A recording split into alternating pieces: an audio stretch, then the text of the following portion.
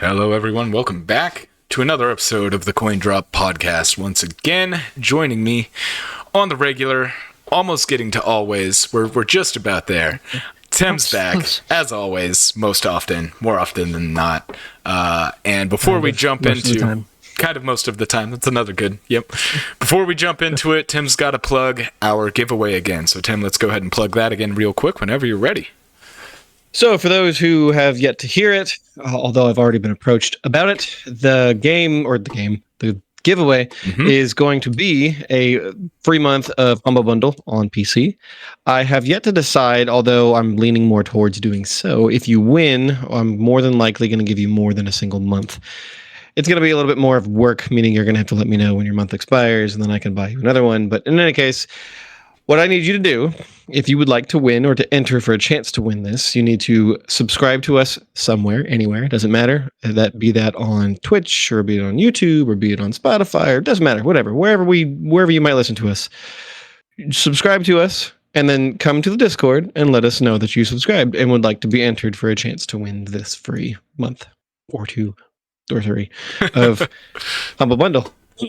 An unknown months of Humble Bundle. An unknown selection of months. That's it. That's all you got to do. Do that, and then you'll be entered for a chance to win. The winner will be chosen in a little less than a month from here. We're giving you a chance to have the time to come and let me know. Yep. And actually, one of the things I was advised to do would be to do the giveaway live on one of our streams or that stream. Basically, what I'm going to do is I'm going to find a randomizer, whoever's entered for the chance to win. I'm going to put all their names in there, and you guys are going to watch it randomize to whoever it may be. That way you can know I'm not picking my friends or whatever it may be. For sure. It's a good way to do it. Also, if for whatever reason you do not use Discord, don't have Discord, anything like that, I'll also include my my company email for Coin Drop in the show notes for this, I guess, YouTube, or in the description for the audio version, as well as tell you verbally now. It's the letter R as in Romeo, my last name, GILF as in Fox, ILLAN at coindropvets.com. Sorry, yes, coindrop.vet. Almost forgot my own email. And to add just a little bit, I just remembered that if you give us some sort of constructive criticism on one of these services, you will get 2 entries towards winning this. Not even just criticism, but like constructive feedback, good or bad. Yeah. Constructive criticism, constructive feedback, whatever. Just let us know what you think. If you have an idea, if you think we're great, whatever. Some sort of constructive comment. So I'm actually going to go ahead and type that email in chat for anybody who watches this on Twitch. So you guys have it there as well. And again, it's just rgilfillin at coindrop.vet. And like I said, it'll be in the show notes and all that kind of stuff for you guys who are watching it later on after the stream. Let's jump into a little bit of preamble. It's, we haven't talked for a bit. How's your week been? Sound like Peter Griffin there. Jeez. Oh, it's been, so I worked 4 10s this week instead of 6 10s. But that's because the Good Friday and all that fun stuff. So we didn't work yesterday and or today. So it's been a little bit easier on me. But I still haven't had time for shit. That's basically been my week. My week's been pretty good. We found out earlier this week my daughter's getting into the private school we auditioned her for and did all the stuff. So she's going to a Woodruff school, I think is what it's called. It's a specific type of learning that's like more play-based learning and stuff. Great for younger kids. It's any classical education in there?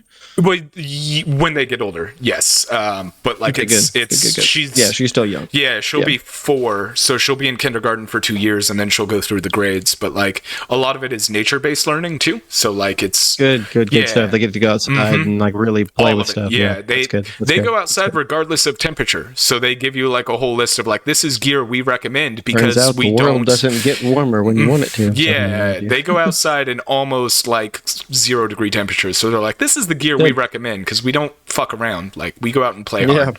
So we found out that it's pretty cool. We're excited. She starts in September. It's going to cost us Not as much as we expected, to be honest. It's pretty reasonably priced. Obviously, it's more expensive than public school because you're paying. Yeah. But like with the way public schools have been, public I'm like, school. yeah, Fuck that. 100%. Yeah. Nope. Never sending my kids. Yeah. So that's been great. I have kind of mixed feelings about this next topic. Next weekend, I will not be on the podcast. Mike will be filling in for me. We are doing a D&D campaign I have been in for almost 8 years now. Is getting close to the end of the campaign. No. Yeah, it's really cool. cool. Do with yourself? Dude, it's weird. It's really weird. I've been playing this character for 8 years of my life and like hardcore D&D. So next weekend I won't be here. I'll be doing like a big weekend for that campaign. We're going to be playing basically all weekend long. Interesting. And it's a whole siege of a city that we're doing. And it's like the second to last combat for the entire campaign. We've got this and then the big bad. And that's that. That's it. It's like the epic build up in a book series, but you've got multiple people to experience it with you. So it's not just like looking up and no one else has experienced this epic story that you just participated in. That's cool. We've spent the last couple of sessions getting ready for it. My war cleric now has 30 AC, which for those of you who don't play D&D is insane. Damn. On top of that, I have a conditional 35 AC, so just ridiculously high AC going into this combat encounter. It's armor class, by the way, which means he's hard to hit. Basically, in order to hit me, you would have to roll either a natural 20, because those are guaranteed hits, or a 19, and then have a plus 11 to your attack modifier, which is pretty high. And then if I don't want to get hit, I can use a reactionary spell that like adds another 5 on top of my AC, so you would then have to have a plus 16 to have hit me. So it's that's almost like OP. Holy shit. Yeah, it's but you've been playing the character for a long time. We're level 19. We are almost god tier level. Like this, after this fight, we will probably be level 20 when we go to fight the big bad, who is an actual god. So we kind of need to be. Are you guys playing Milestone EXP? Or Milestone levels? No, it's Milestone, not like EXP based. It's Milestone. Which is great. I mean, narratively, it works out a lot. But so I won't be here next week. Mike will be filling in for me, so you guys have that to look forward to. He'll be doing more important things. I don't know about more important, but I don't even know more fun. This is a lot of fun, so it's equally fun. But it's kind of weird. Mixed feelings about that. When this campaign ends, it's going to be like, what do I do with my life? It's like when you finish like a really good video game or a video game franchise comes to an end and you don't know what to do. You just feel you cry absent. a little. Yeah. It's like when Avatar ended, The Last Airbender, when that series ended, you're just like, how do I move on? So this episode's also going to be a little bit shorter. We don't have a ton of stuff to talk about tonight. There will be some quickfire news at the end, a lot of little stuff. Which means we probably should get a move on. It's been 8 minutes already. But we can jump into it here. The last couple episodes have been longer. My allotment for time this month is, well, it doesn't refresh for another 2 episodes. No. So if I do, if we go too long, I end up paying a lot more money. So I don't like paying a lot more money. But let's talk about a game personally I'm very excited for. It's a franchise returning, in my opinion, to its roots, going to a location that I have wanted to see in this franchise since the end of the first game, a time period that has been hinted at since the end of the first game, a time period that's been talked about in the franchise multiple times with existing characters there, Assassin's Creed Red. There is a lot of good theories and some leaks saying that Assassin's Creed Red, the new Assassin's Creed that'll take place in feudal Japan during I think the rumored time period, I don't remember if they confirmed it or not, was 1500s? 1450. 1450. Okay. Yeah. Samurais, ninjas, Assassin's Creed, it's a match made in heaven since the inception of that franchise, and it's mind-boggling that it's taken this long to get there. Given the first game came out, 2007, something like that? Yep.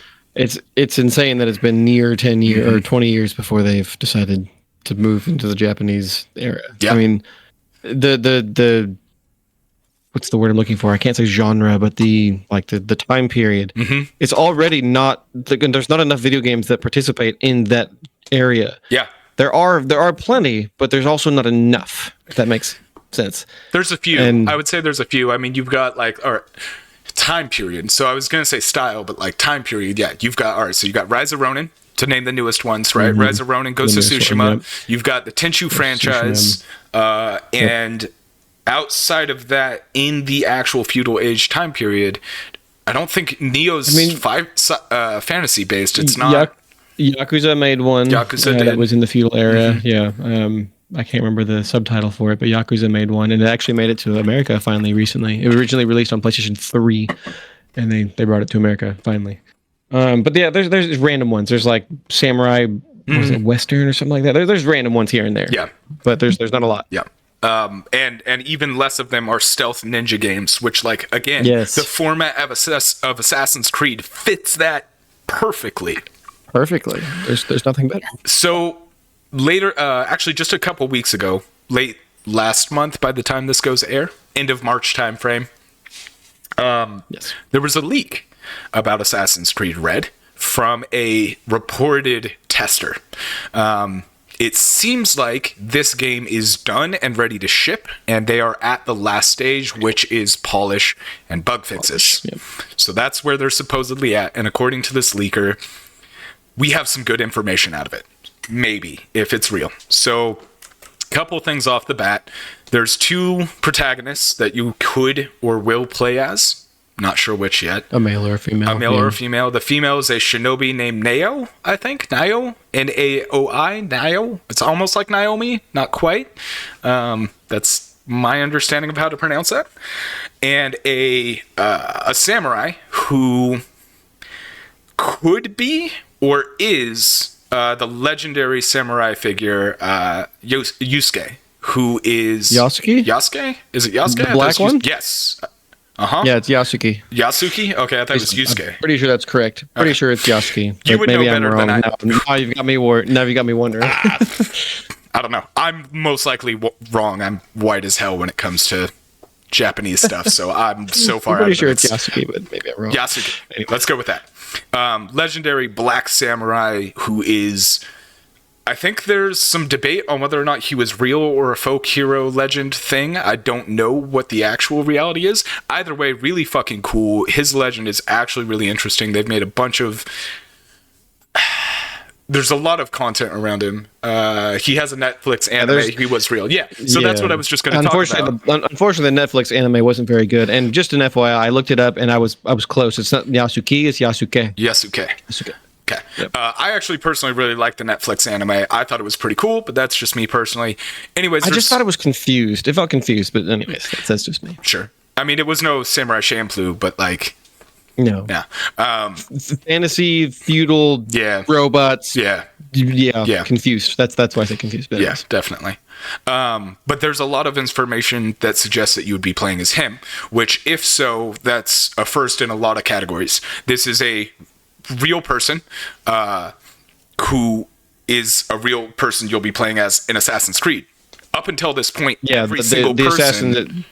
the assassin is real, is what he's saying. Yeah. The Assassin's Creed has always had real figures, but you never played as one. Right. So this would be the first time in Assassin's Creed history you play as a real person. And there is a lot of leg room for Assassin's Creed to do their own thing with that character, because a lot of his... Yasuke's... Yeah, there's not a lot of like, this is 100% what happened in his life. And there's a lot of like question on where his life ended and how it ended and all this and that. In addition to that, I'm gonna butcher these names. Oduo Nobunaga. Odu Nobunaga? I'm white as hell. I'm trying to find out where in the article. I'm trying to find out where in the article you're reading it. This is actually from a video and like doing a little extra research. Okay. So Obu Nobunaga was a samurai Oda, thank you. 1% saving me over here. Oda Nobunaga. Yeah. I give up. Fuck it. That guy, real person. Also, huge effort in the act of uniting Japan and bringing the nation into one nation and getting rid of the warlords and stuff like that. Spent his whole life doing that. He exists already, referenced multiple times in the Assassin's Creed universe. In addition to that, they also go so far, and I know this name because I watched way too much Kill Bill and love Hanzo swords. Hattori Hanzo is in the Assassin's Creed universe as well, and he worked very closely with Nobunaga. I don't know if that's factually correct, but in the Assassin's Creed universe, they're referenced together multiple times. And just to give you just a little bit of extra information, because that's what I like to do, there actually is a new show that recently came out called Shogun. It actually focuses on... I want to see that. So it's available on Hulu and various other places, ABC and FX Now and YouTube. I need to watch that. I saw a trailer for it, and I was like, this looks fucking dope. Yeah, just don't be a stupid person that's like, where's all the black people? Yeah, just don't be that way, because there was no black people. There's very few black people, not because Yasuke was in there, right? And that's one of the things about this time period too, is this is right about when Western culture starts coming to Japan. The Japanese culture starts trading with European culture, and you do see some Africans end up in Japan, which is where they think Yasuke, fuck it, the black samurai comes from and all that, and they've existed in legend and this and that, but it's... I was gonna give you a fun little fact that I was a little off. I was gonna say Santa, if I'm not mistaken, came to Japan closer to this time, but it was actually like 400 years later. So. Gotcha. So there's actually it's a great area in time for Assassin's Creed, because there's a lot of turmoil outside of just the like classic Assassin's Creed Templar feud. Right, so there's a lot going on in Japan at this time. So there's thoughts that like, well, maybe you're going to see these characters show up because they've been referenced in Assassin's Creed already, and Hattori Hanzo is like the man, right? Like that's the assassin. It just Grandmaster, if ever. I mean, in my opinion, you put him against Ezio and he'd probably kick Ezio's ass. But that's just me. I'm a huge, I'm a Hanzo fanboy, dude. If you really go back to it, Ezio was like, not Ezio. Is that what you said? Ezio or Altair? You said Ezio, didn't you? Yeah. I was thinking Altair in my head, so never mind. Disregard what I was going to say. 1% asked if there's a game going to be in the 2000s. Is there going to be a game set in the 2000s but ends up being an open world Splinter Cell game? So, fun fact, Watch Dogs started its life as a modern day Assassin's Creed. Yep. And then turned into that shit show of a game. So they had plans for it. The first one was really good. I did not like the guy. I didn't like the main character. I didn't like the main character. The gameplay was fine. The main character just annoyed the shit out of me personally. But they had intended to make a future realistic modern day. I'm joking about Assassin's Creed having Sam Fisher. Oh yeah, I forgot. That would be a really freaking cool way to bring back Splinter Cell. I mean, because Sam Fisher's he's a stealth psyops type kind of person, right? Echelon could be the same as easily the Creed, tie them together, and that'd be freaking cool. I'd be so excited about that. But I can see why they wouldn't either. I mean, they kind of, if you watch Blood Dragon, the Netflix anime for Blood Dragon, they kind of tie Sam Fisher to the Brotherhood in a really cool way. It's cool. It's at the very end, but it's cool. What is that? Blood Dragon? Joe? Yeah, Blood Dragon. Blood Dragon is it's Far Cry 4. Blood Dragon was a game that came out after Far Cry 4, completely disconnected from it. Yeah, that was a DLC, right? Yeah, it was a DLC, completely unconnected, and it was just like every 80s anime, just a crazy mashup of a ton of stuff. Like you could get the God damn it, can I talk today? RoboCop gun and a ton of other like 80s classic action stuff. And then they made it into a show on Netflix, I believe, called Blood Dragon, which follows Captain Laserhawk, and it takes place in the Ubisoft universe. So like Rayman's in it, Sam Fisher's in it, Beautiful Joe is in it, I think. It's actually a really fun show. I highly recommend it. It's very fun. There's a Sam Fisher scene where he's just a total badass. Definitely check it out. Back to this, however. There's a lot of potential with this time frame, and a little bit of leaks have come out. They got Rayman and Assassin's Creed Frog. Yeah, that's the show. It's pretty great. The map size. Yeah, I knew about the DLC, but I didn't realize they made it into a TV show. Yeah, it's really cool. Personally, I'm hoping it gets a second season. It kind of set up for a second season, but it also ended in a way that's like it makes sense if there's no second season. Anyways, while Red looks promising on paper, there are some issues I have with it, and there's some things I'm very excited to hear about it. So we're gonna go through a few of those. Assassin's Creed Unity is one of the most polarizing entries in the franchise, I think, prior to Odyssey. And that was because it was buggy as hell, it was garbage. But there's one thing, and I've said this, I'll continue to say it, one thing Unity did right and did amazing was their parkour system. Unity had the absolute best parkour system Assassin's Creed has ever had. I mean, Assassin's Creed, that was where the parkour system really, really got... I don't know. The only way I can think of how to say it would be phenomenally good. Yeah. And every game since has followed the formula of Unity. Unity really revolutionized the parkour system in Assassin's Creed. And I can almost say games in general, because a lot of games have followed the idea. Yeah. I would say the drawback is a lot of Assassin's Creeds have gone too large, and so parkour takes a backseat to other modes of transportation. That being said, they have said, or it has been leaked, one or the other, the map size for Red is going to be larger than Valhalla, but smaller than Odyssey. Odyssey was huge. Odyssey was way too big. Odyssey big. was disgustingly huge. So I mean, Valhalla was big too. I have Valhalla. I still haven't played it because I've got to get to a point in my mind where I'm like, I'm not playing Assassin's Creed. I'm playing Ubisoft Vikings. I'm not playing Assassin's Creed because it's a great game. That's what I've heard. It really is. That's what I've heard. And I need to go into it thinking it not as an Assassin's Creed game, because it's not to me. Odyssey wasn't an Assassin's Creed game. Valhalla definitely isn't. Mirage is an Assassin's Creed game, and I still need to play that one. I would even call Origins an Assassin's Creed game because of the way the storyline tied in. I would call it Assassin's Creed because of that. I'd say it's Assassin's Creed Light. It's Assassin's Creed adjacent. Assassin's Creed RPG. Yeah, it's Assassin's Creed adjacent. But yeah. So it's going to be between those, which is still a relatively large map, but they have said that the parkour system is going back to the grounded, realistic style of Unity, where you can't just free climb everything. There has to be grip. You have to be able to like move and traverse the world. You can move through the cities without ever touching the ground, which just matches Japanese architecture and the style. That's fantastic. However, the world is going to be large, so you know for sure that that's going to take a backseat when traversing, the countryside on horseback, which sounds to be the most common transportation. They are adding some other cool features. Assassin's Creed Red is supposedly going to be the first Assassin's Creed where you can go prone and basically hide in tall grass. So that's kind of cool. So, didn't you? Yeah, that's what I'm talking. Yeah, that's what I'm talking about. So the thing that makes me wonder, if you look at this promotional image, he jumps up and lands on a building, right? Behind him, you've got a taller Japanese style building, like a watchtower type thing, and then you've got a castle-ish type thing on the left.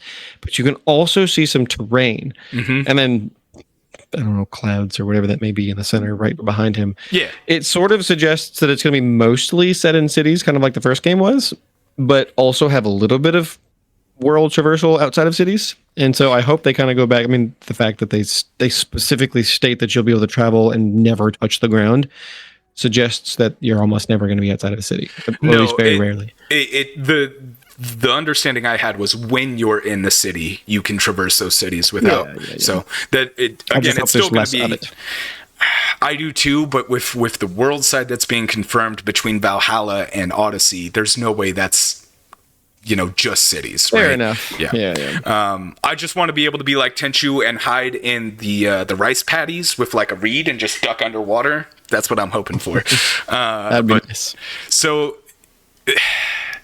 The big drawback here, this is the one that has me the most concerned. The writers of the story for Red are the same writers who wrote the story for Odyssey. And Odyssey had Go ahead. Did you play Odyssey? You played it? I platinumed Odyssey, yeah, and I'm disgusted to say that I did. Go ahead and continue. So the issue I have here is Odyssey was an enjoyable game, but the story had some really weird pacing issues. The DLC is what really shined with their storytelling. The actual base game felt really weird to me. I didn't care for the story of the base game. It took some weird twists and turns that I'm hoping they don't go with, because they've said that Assassin's Creed Red is going to be a more grounded, more realistic feel to the game. So, fingers crossed. I don't know. Honestly, the only thing that I'm really worried about, which we have actually, I don't want to say done a good job of avoiding this, but basically we've avoided talking about effectively Gamergate 2, and I'm just going to state that apparently Sweet Baby Inc., which is kind of where all of this started, they're a DEI company that helps make sure games get diversity, equity, and inclusion involved, and that's partially, in any case, that's why some people are stating that it's partially the reason why a lot of games have gotten like shitty. I mean, just look at Suicide Squad, Kill the Justice League, Forspoken. Those are some of the games they've worked on. There's been various others. But anyways, they helped with Valhalla, but I mean, I thought Valhalla was a great game. It was a phenomenal game. I mean, they've actually worked on some other games that I really like. So I'm kind of like this in between guy. I'm like, well, are they really the cause of all this? But anyways, if they are, choosing a lot of games, not choosing, but like, I don't know, influencing games in bad ways, seemingly, I'm worried that they might cause something like this to be like it's in feudal Japan. So you expect to see 99.9% Japanese people, if Yasuke or Yasuke is in there, then, he's going to be the one black character, but there really shouldn't be a whole lot more outside of Japanese people, because at the time, nobody traveled across the world. Very few anyways. So here's the start of that, right? Like the 1400s were kind of the start of that, because I don't expect to see a lot of white people in the game either, but for the time period, there should be some, because this is when travel and trade started in this area. So I don't expect to see a super diverse cast. I think that would be harmful to the actual reality of the time frame, but yeah. But it is something that is starting to happen. People are starting to be worried about making sure that there's diversity in cast in every game. Like I said, they freaked out about the Shogun show, which takes place in the 1500s following Oda, and everyone's like, where the hell is all the diverse characters? Why are there only Japanese people? It's like, because it's Japan. Japanese people. Yeah, there was only Japanese people then. Of course, there's no extras. So I'm worried that I mean, like I said, without getting too deeply into it, there was a point where one of the people at Sweet Baby Inc. actually specifically stated that their intent is to scare the shit out of developers to force them to include diversity and things of that sort in their games. And so that's the only reason why I'm like, really hope they don't do that in this, because like you said, so long as it's true to the story and the time period and whatever they're trying to tell, then sure, throw all the diversity in there, whatever. But in this case, there really wouldn't be. And so that's kind of what I'm stating. 1% said Tom Cruise needs to show up in the Last Samurai DLC story. That would actually be an interesting DLC. That would be a very interesting DLC. I mean, my only word, man, is anybody who uses fear to achieve their goal. Sorry to tell you this, you're a tyrant. You are. Yes. You're a tyrant. Yes. That's what tyrants do. They use fear. And don't do that. Don't be that guy. Don't be that group. Don't do it. Without getting into it, that's actually been a lot of what's happening with these DEI companies. There's been two guys in particular that have been very outspoken about this whole Gamergate 2 thing, and multiple times they've been fear-mongered against to say, hey, we're going to sue the shit out of you and anyone else involved and blah, blah, blah. And so it's what they're doing. So, if there's one thing that I've learned in life, especially, and you'll probably back me up with this, especially in the military, it's the people that talk the loudest you need to worry the least about. Yeah, that's fair. In terms of like their threats being legitimate, right? Like you just kind of look at them and go, dude, if you were going to do anything, you wouldn't talk this much. You would have done it already. Yeah. Like Nintendo doesn't go like, oh, we're going to sue you for doing this and that. And DMC takedowns. They just do it. Like they just do it. Yeah. So that's kind of really all I have to say about that. Assassin's Creed, they're talking about bringing in a grappling hook again, which would be great. Still feels like Tenchu to me. I like it. Sounds awesome. They're also talking about parkour puzzles and challenges. That makes me think of Assassin's Creed 2 with the tombs that you had to go through and like parkour through the cathedrals and shit like that. I can't help but think about Final Fantasy 14 with the parkour puzzles. It just goes straight to my mind where you've got the jumping puzzles where you have to like climb up the side of the building. Obviously, Assassin's Creed is going to be significantly different from Final Fantasy 14. But still, I can't help it. In 14? When are those? I don't remember those. Yeah, so 14 with, I believe, the first expansion pack, they started including these jumping puzzles where you had to like climb this really tall freaking building based on like, there'd be like the tiniest little 4x4 sticking out the side of a building. And you're like, I kind of feel like I can jump on that. And then you would. And then it would allow you to jump on the roof. And then if you crawled around the roof somewhere, you'd start to see that like this really tall tower, you could actually climb up. It's just really fucking difficult. And if you made it up there, there's usually going to be some sort of, I forget what they're called, but like you can do a / lookout, and it's like a that's that's the lookout challenge thing you were telling me about years ago. Okay, and every single expansion pack has included at least one, and they've gotten more and more difficult over time, and they're just like. There's been actually one in particular with 2 expansion packs ago where you have to climb up this really tall tower, actually kind of like the one on the right side because it was the Japanese type city that Final Fantasy included from Stormblood. Yeah. So you have to climb up a tower very similar to the one in the background, and you have to. There's a lookout point on the top, but also one below in the city on top of a light pole. And if you have to jump off the tower and land on that light pole. And this is one of those games where you can't like control yourself after you jump off. So if you miss, you're like fuck. And spend another 30 minutes jumping up the tower to jump down again in hopes you get it right. That's some Bennett Foddy getting over it bullshit right there. Needless to say, I haven't gotten it. I've jumped up there a couple of times and missed both, and I'm like, fuck this. Dude, what you got to do for a stream is just stream all day doing that. All day just trying to get that one spot. That's a good stream right there. It's so easy to fall down, though. It's so easy. Anyways. But, they're planning on bringing back challenges and puzzles for the parkour system, which is great. I feel like that was something that was very critical to Assassin's Creed for 2. So one of my favorite things in 2 and Brotherhood were those. Developers have stated they want to go with a more down-to-earth, less of a fantasy connection Assassin's Creed. So that tells me we're going back to the core of what Assassin's Creed was meant to be. Again, I haven't played Mirage yet. I'm dying to play Mirage. I need it like air in my veins. Like, I need it, but I haven't gotten to it yet. It's like that SpongeBob where he's sitting there. I don't need the water. I don't need it. I don't need it. I need it. Classic. Yes.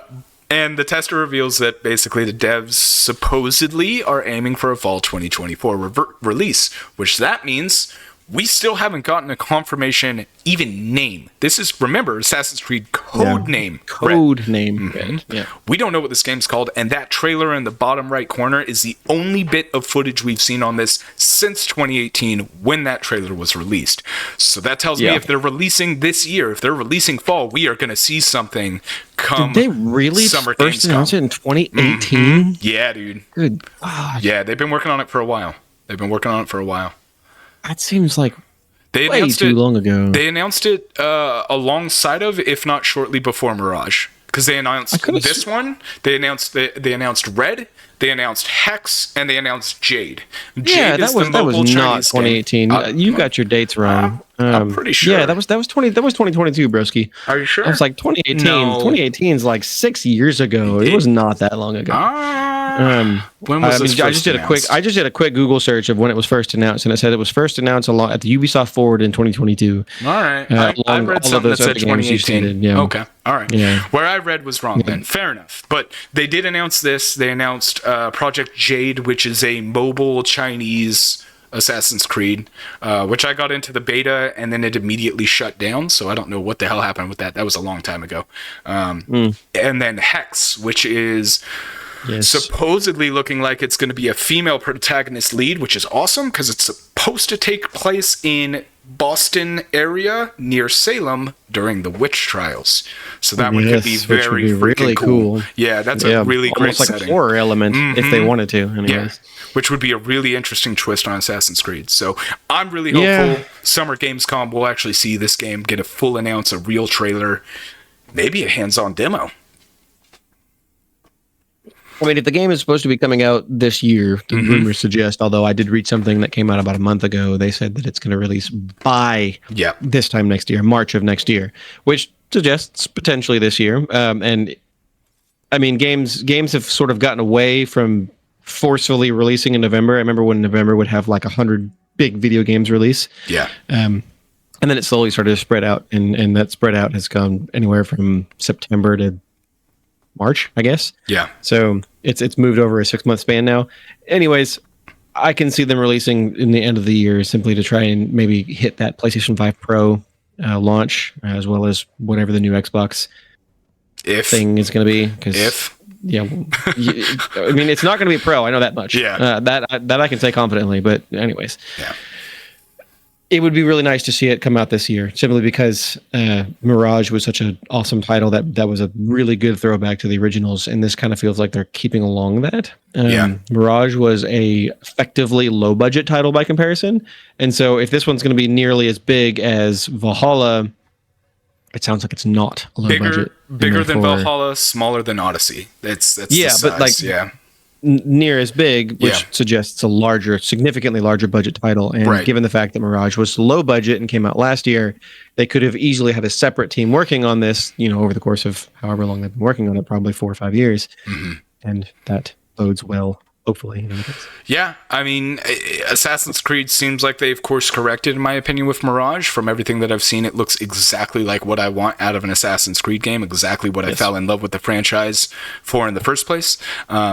And if they continue to move that course, I'm very happy. I wish the game would come to Steam, and I wouldn't have to use stupid fucking Ubi Store. But it'll come to Steam eventually. I know. I'm still waiting.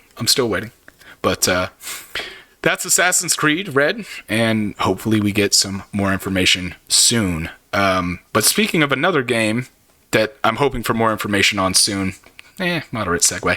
A very interesting 5-dimensional game, as they advertise. Yeah. And it is 3D. It is 3D, 2D. So it's not 3D, 2D in the sense of, Triangle Strategy or Octopath Traveler. It's 3D, 2D because it's literally both 3D and 2D at the same time. Yep. This is ScreenBound. Unique. Yeah, this is ScreenBound. It is an indie game, which, again, I gotta give it to indies, man. They are coming out hard. Like, a lot of these games look really solid. Frame rates look good. Design concept look really good. ScreenBound is right up there, man. You are playing as I don't know if you're a kid, young adult, what the situation is. Yeah, they don't specify that. But the story, according to their Steam page currently, is basically your mom your mom. Tell your mom I said hi. Your mom... You got that a little early. Yeah. I couldn't help it. It was just right there. Your mom created this device called a Quantum Boy, or a Q-Boy for short. And it's been a secret in her garage. Now, we don't know what the situation there is. We don't know if you're cleaning out your mom's garage. You don't know if, that sounds like a euphemism. That's really bad. I don't like that. Don't know if you're, going... I'm just going to stop there. We don't know how you come into ownership of this Q-Boy, but somehow it allows you to move through to an extra dimensional space or another plane of existence where now you're controlling your own movement on this Q-Boy and seeing the world in 3 dimension while playing it in 2 dimension. So combat happens in this 2nd dimension, but you get the loot from that combat in the 3rd dimension. In the 3rd dimension. Yeah. So they self-describe it on Steam as it's a game about being distracted but totally in control. Yeah. And that's a really apt way to describe what the hell's going on. As you can see in the video, he's playing both 3D and 2D at exactly the same time, and certain elements are visible in one plane or another, or one section or another. I don't even know how the hell to describe it. Sometimes you can see it in 3D, sometimes you can see it in 2D. Yeah. Dimension, I guess there you go. There's keys that he picks up in the Game Boy, the Q-Boy, and that he doesn't have physically, and then he moves through a door that's on the 2-dimensional plane that doesn't exist on the 3-dimensional plane. There's also obviously a battery element to this. I missed that the first time, which I'm curious to see how that pans out. Yeah, I guess that's kind of like your timer, I guess, like old school games where you had the timer when Mario the music would speed up because you're taking too long. Yep. Yeah, so I mean, here you go. Right here, he attacks a guy and then lose stuff. I'm a little concerned because I feel like they have the potential to give this like a underhanded, spooky twist. Like some of those games do. There was one recently that was like, it was a cooking dating sim or something like that, and it turned out to be like a horror game where you're actually the Baba Yaga and the vegetables you're cutting up are actual people. Yeah, I don't remember what it was called, dude. It was wild. I'm like, who the fuck came up? But the reason I bring that up, the reason I bring that up is they just say, Mom invented the device and you found it in the garage. She was keeping it secret all this time, and other dark secrets start to come out as you delve deeper. Yeah. Okay. You'll find other stuff too, but let's not spoil the plot.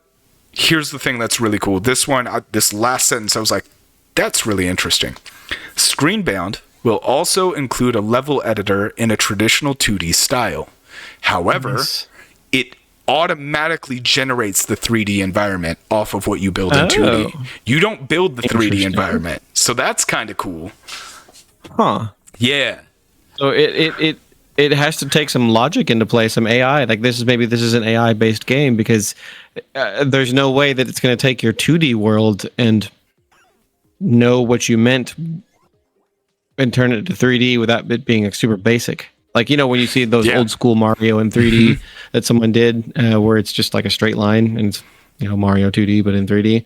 Like, in order for them to do what this game is doing, where it's fully 3D in that 2D plane, because there's multiple times you can see him where like he's turning and he's walking in, something, but in the game it looks like he's effectively standing in place. In the 2D game, he's standing in place. So like, that's got to be some AI level stuff, which is almost makes me wonder if like if you level edit, you make your game or your level whatever in 2D, and then you hit generate whatever, it generates a 3D aspect. You can like go back and say, do that again, and it'll make something slightly different, Don't know. But either way, it's an interesting twist on the level creator design. Yeah. So, yeah. There's a little bit more. It has a very cool. There's definitely different Game Boys, I guess. Q Boys. I should stop calling them Game Boys, right? There's like the OG Game Boy, and then there's 100% a Game Boy Advanced in there. Game Boy Advance SP specifically. Yeah.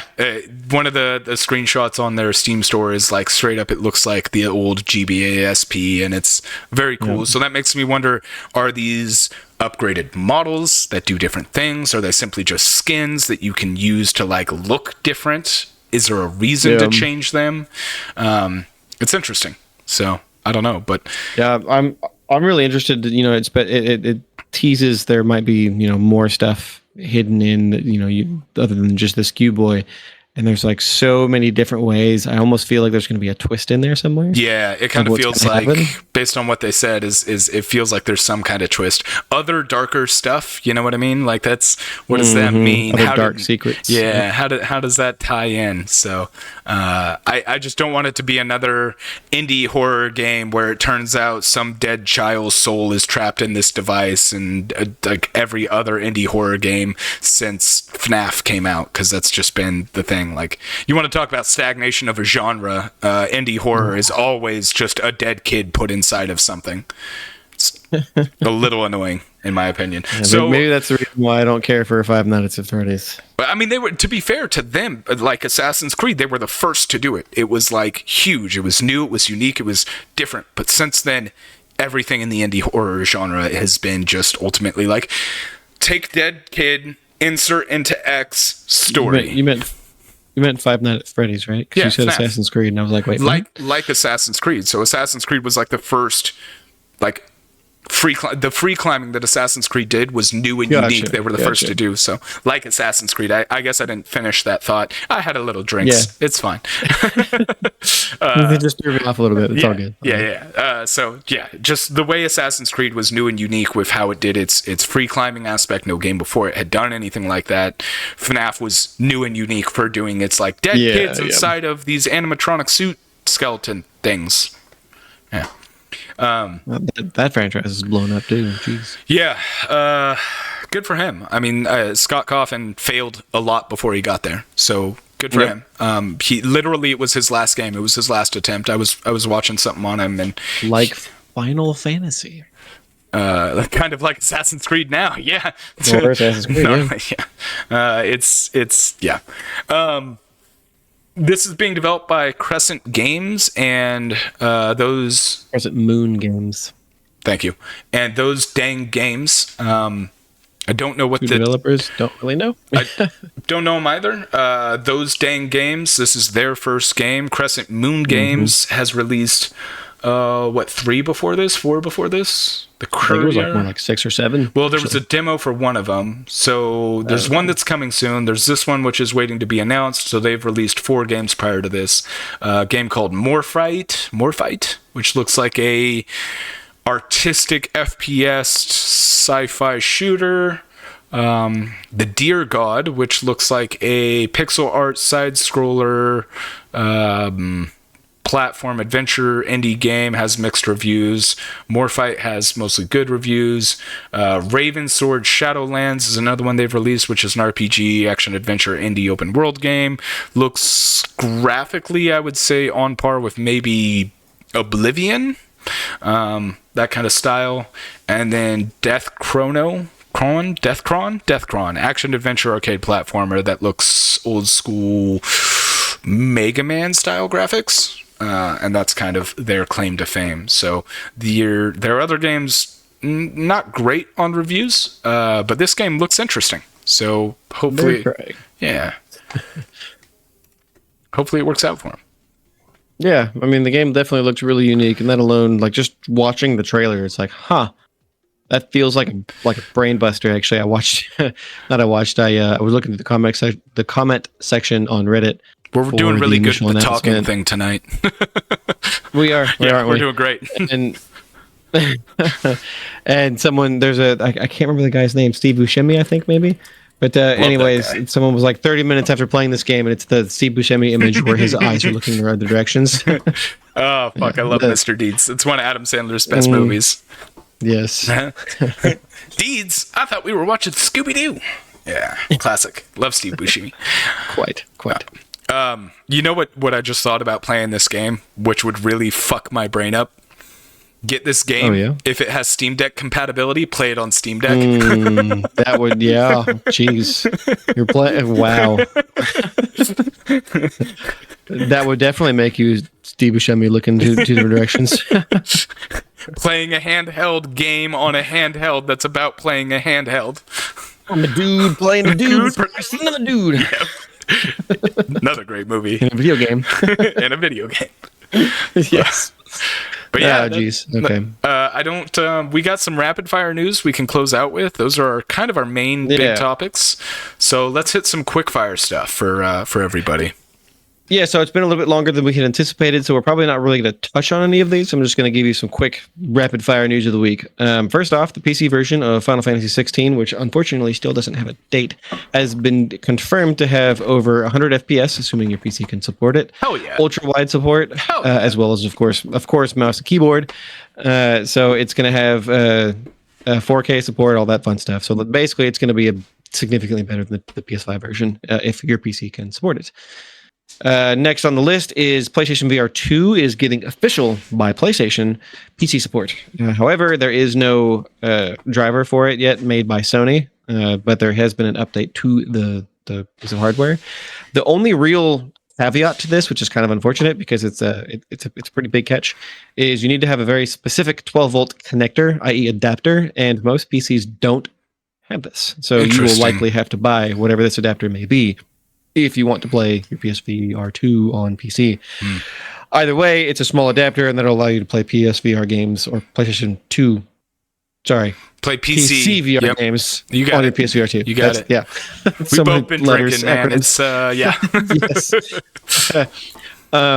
Next on the list is PlayStation 4's exclusive Predator Hunting Grounds, which was a giant pile of shit, is finally coming to Xbox. Yay! They get another crappy game. Next on the list is actually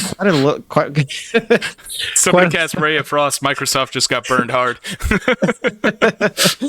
Then the next bit of news is all Microsoft related because they've talked a lot this last week. Phil Spencer wants to see Epic Game Store on Xbox. He thinks it would benefit the Xbox ecosystem. However, they didn't really specify exactly how or how the integration would work. It's a shitstorm that me and Phil, oh my God, me and Russ spoke about. I'm Phil now. At least you're not Tom. All right, I'll take it. We talked about it before the podcast, and yeah, that's a thing. We'll see. They also want Steam on Xbox. Good luck. Yeah. He also basically, after embracing DEI, which we talked about a little bit earlier, after embracing DEI like 7 years ago, something like that, decided to then blame capitalism for the current state of Xbox and its failing nature, which segues into the next bit of news about Xbox. The Xbox. Oops, I accidentally closed the tab. But at least I remember what it was talking about. Basically, developers are starting to hit podcasts and things of that sort, stating that the Xbox is doing so bad that they're wondering why they've ever deigned to support the platform. Now, of course, this isn't everyone. There's lots of other big publishers, Ubisoft and Activision, not Activision because Microsoft owns them now, but Capcom and so on and so forth. Of course, they're going to continue to be supported by the big guys. But there's a lot of smaller developers that are like, what the hell? Yeah, I imagine. Like they've literally come out and stated that their player base is on PC and PS5 or PlayStation or Switch even, and there's no reason to support it. I mean, Xbox is literally flatlined, like quite literally flatlined in Europe at the very least. I don't know about other countries at the moment, but it's now basically stopped selling. In effect, it's being outsold by PlayStation 10-1 at this point. God damn. Yeah, it's real bad. It's real bad, and that's honestly, I don't think, like I've stated this over the past several episodes, I don't think Xbox cares anymore. They care about subscription services, and if they can manage to get subscription services to sell, then that's great because they don't care about the hardware. Which, speaking about hardware, Xbox, there was a big leak for Xbox late last year where it looked like they were going to come out with a sort of a redesign. Yeah, right. I totally agree with you there. 1%. He said, "Imagine saying this a few years ago. It's wild." Yeah. It's not a direction I ever saw Microsoft going. No, I wouldn't have expected it at all. But anyway, late last year, there was a leak of a redesigned Xbox Series X, which was more cylindrical, meaning, like say a can, cylindrical. And so you can shove it up your butt better. What the fuck? That's all I can say. It's the Xbox BBC, buddy. Oh my god. Yeah, so we've mentioned this more than once. The Xbox Series S has outsold the Xbox Series X by roughly 75%. So the vast majority of current Xbox Series players are digital only players. And so Xbox is more or less capitalizing on that by making an Xbox Series X diskless, so they can hopefully, in this case, make it cheaper. The rumor has it that they've basically gotten rid of the cylindrical design, and it's the exact same current design as the Series X. It just lacks the disc. I think there's supposed to be a better Wi-Fi router and some other minor upgrades in there, but ultimately, it's basically the same thing. It will supposedly have effectively a DualSense controller, so the PlayStation 5 controller, meaning it has the haptic feedback. Yeah. Adaptive triggers. I mean, it's been super awesome. Yeah, it's been super awesome for the PS5. So it's great that Xbox players get that too. Right. And let's see. The last thing would be Phil Spencer more or less stated that the reason why they've decided to go multi-platform, or at least multi-platform in part, is mostly, or not mostly, I'm sorry, that disregard the mostly part. Partly the reason why they've chosen to go multi-platform is because Gen Z's habits are not like a lot of the quote older gamers like me and Russ and probably the majority of you listening. Basically, their gaming habits are different, and a lot of people, I mean, this has actually been something I have heard by multiple different psychologists and people that help businesses attract the younger crowd, i.e. Gen Z and stuff, that when someone is doing anything on technology, it doesn't matter what it is, computer or gaming or TV or whatever, they're typically using more than one device at a time. So a lot of times Gen Zers or whatever, they might be doing work at work, on a computer, but their cell phone is in between their arms. And so they're kind of like looking at their tablet at the same time as they're doing their work on their computer.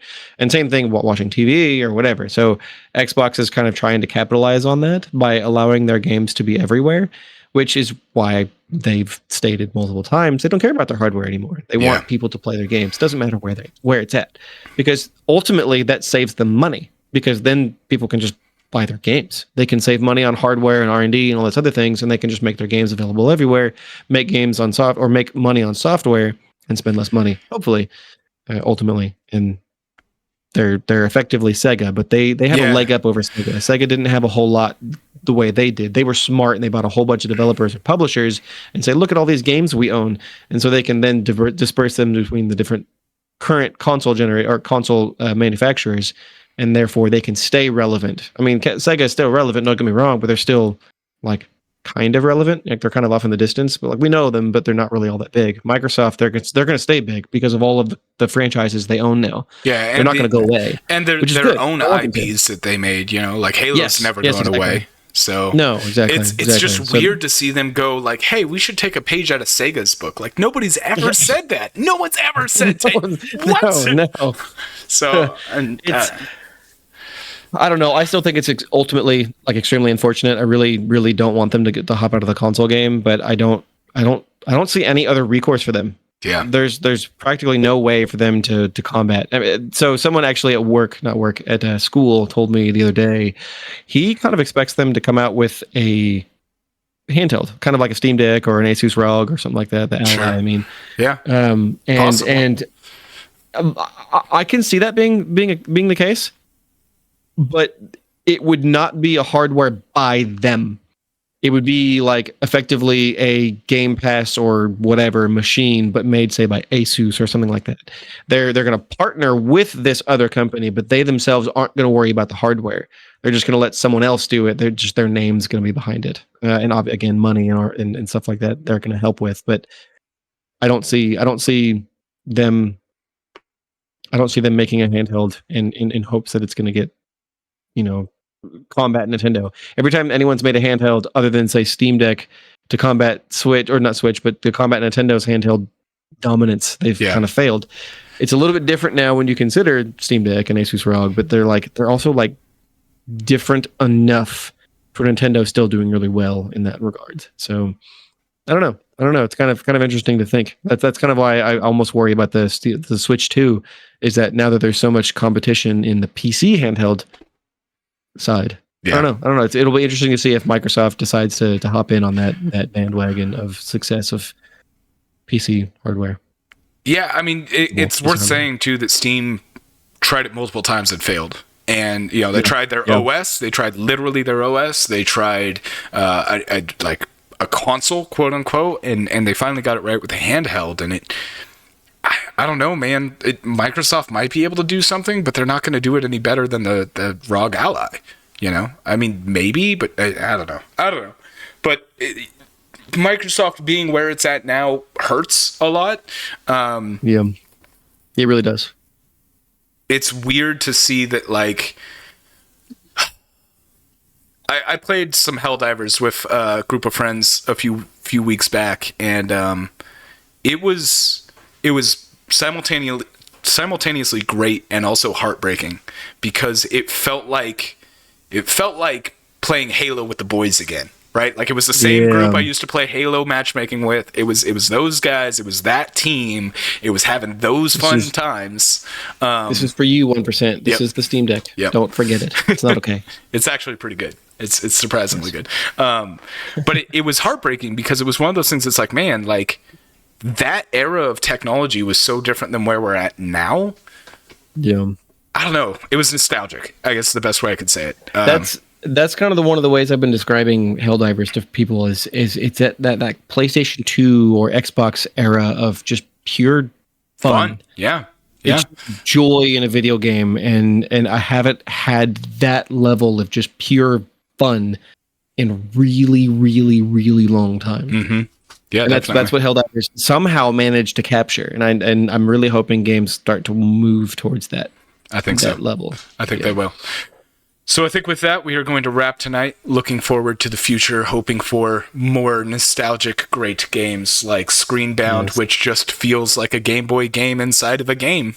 And games like Helldivers, which are just phenomenal. And democracy. And they've done such a great job building that game. Hats off to those devs. Fantastic work. That's going to wrap it up for us, guys. Remember, we are doing a giveaway. In less than a month, 3 more episodes, we will be drawing for the giveaway. If you want to be in the giveaway, if you want to get in it, follow us on YouTube, subscribe on Twitch, give us a review on wherever you listen to the podcast, follow us wherever you listen to the podcast, Spotify, whatever. Take screenshots, jump in our Discord, say add me, give us some feedback on any of those, on what you like, what you don't like, anything constructive in any way, and we'll add you twice to the giveaway. If you can't get in Discord for whatever reason, don't use it, whatever, email me, rgilfillin@coindrop.vet. That easy. It'll be in the show notes. It'll be in the description. It's in the chat at the beginning of the episode. Thanks again so much, guys. We're going to head over to our Patreon side. And Tim, I think you got a message? Yeah, tell your mom again that we said hi. Yeah, that one. Have a great night, folks.